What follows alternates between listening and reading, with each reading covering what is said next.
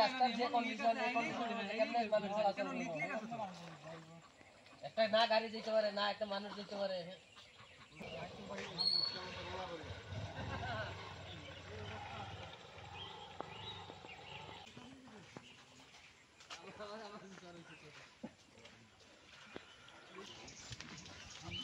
ওই সামনে বিচারি রয়েছে বিচারি পুরা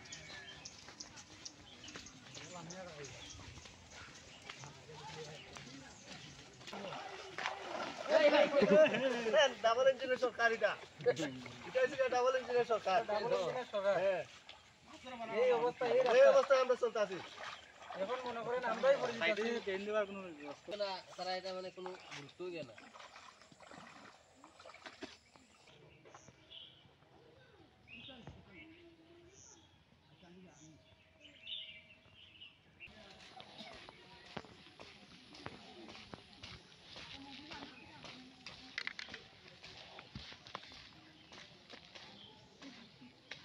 আমরা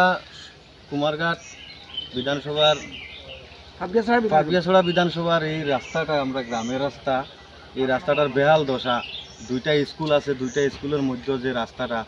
ছাত্ররা স্কুলও যাইতে পারে না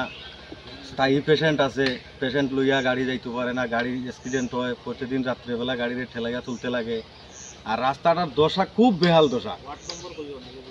আর রাস্তার মধ্যে স্কুলের ছাত্র রোয়ানা দিয়ে যাইতে করিয়া আধা রাস্তাতে ইয়া বরিয়া খান্দিয়া বাড়ির যায় ছাত্ররা তারা স্কুলে পৌঁছাইতে পারে না মানে স্কুল ড্রেস লইয়া কোন এলাকাতে এই সমস্যাটা এটা উজান Sonaimuri JB school road Alambasti to JB school road কত কিলোমিটার রাস্তা এই রাস্তাটা 300 মিটার আচ্ছা এখানে কত পরিবারের বসবাস এখানে 50 পরিবারের বাস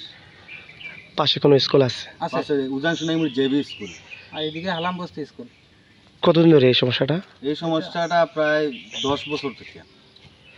আপনারা এই ব্যাপারটা নিয়ে কোনো পঞ্চায়েত কর্তৃপক্ষ বা ব্লকে জানাইছেন অনেক জানাইছি এমএলএও জানাইছি পঞ্চায়েত প্রধান জানাইছি মেম্বার জানাইছি সবরই জানা আছে সব জানা আপনারা কি চাইতেছেন আমরা চাইতাছি ওখানে যাতে এটা দ্রুত সমস্যাটা সমাধান হয় নাইলে আমরা বৃহত্তর আন্দোলন যাইব নেক্সট টাইম আমরা মেইন রোড আছে মেইন রোডে হাইওয়েতে আমরা রাস্তা অবরোধ করব বর্ষার সময় আপনার কষ্ট হয় এটা সীমার অতিরিক্ত কষ্ট এদিকে কিছু গাড়ি আছে গাড়ি নামাতে পারে না উঠাইতে পারে না বিভিন্ন প্রবলেম তারপরে পেশেন্ট আছে পেশেন্ট নিয়ে আমরা কাম করে রাস্তাটা নিয়ে দিই